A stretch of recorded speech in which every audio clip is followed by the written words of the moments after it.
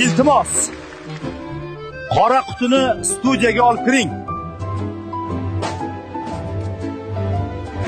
Qora qutining ichida bugun Toshkentni ifloslantirayotgan narsa bor.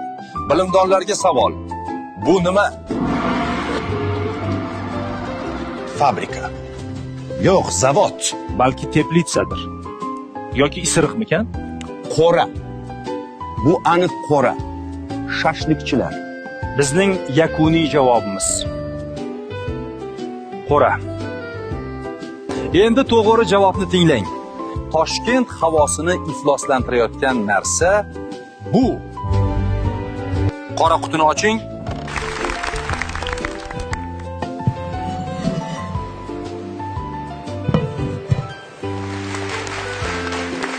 Onasini emsin. Havoni tandir ifloslantirmoqda. Non qimmatlashadigan bo'ldi.